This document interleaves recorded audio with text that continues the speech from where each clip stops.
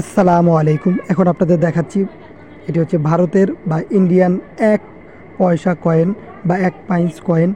এটি হচ্ছে ১৯৪৯ সালের খুবই রেয়ার এবং অ্যান্টিক মূল্যবান দামি একটি কয়েন। আপনাদের কাছে যদি এমন কয়েন থাকে অবশ্যই রেখে দিবেন, কারণ ভবিষ্যতে এটি অনেক অনেক টাকা মূল্যবান হয়ে থাকবে। তো ভিডিও শুরুতে যেটি বলবো সেটা হচ্ছে কয়েনটি হচ্ছে বেঞ্জন দিয়ে তৈরি, বেঞ্জোয়েট দিয়ে তৈরি, এবং মনে হচ্ছে যে সোনার, আসলে সোনার না, এটা হচ্ছে বেঞ্জোয়েট দিয়ে তৈরি, তাই মনে হচ্ছে স্বর্ণের মতন।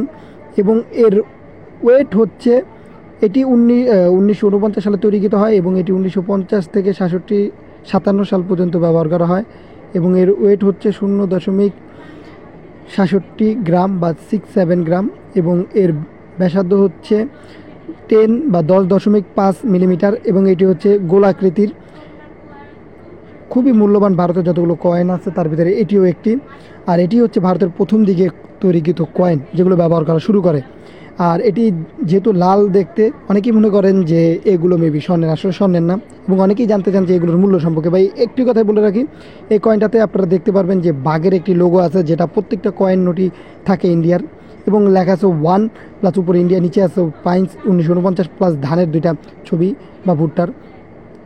এই কয়েনটির বর্তমান প্রাইস কেমন অনেকে জানতে চান, তাদের উদ্দেশ্যে বলবো বর্তমানে এই কয়েনগুলো অনেক অনেক টাকা মূল্য রয়েছে এবং ভবিষ্যতেও থাকবে। যারা বর্তমান বা ভবিষ্যতের মূল্য জানতে চান তাদেরকে বললাম এটি অনেক টাকা ভাই, কারণ প্রতিনিয়ত এগুলোর মূল্য চেঞ্জ হয়। তাই আপনাদের বলবো, আপনাদের কাছে যদি এমন কয়েন থাকে অবশ্যই রেখে দিবেন। ভবিষ্যতে কিন্তু আপনার কপালও খুলে যেতে পারে।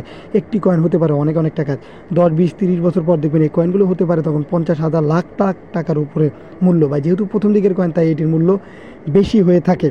তাই আপনাদের বলবো এইসব কয়েনগুলো নষ্ট করবেন না, ফেলে দিবেন না, যত্ন সহকারে রেখে দেন। ইনশাআল্লাহ ভবিষ্যতে অনেক অনেক কাজে আসবে।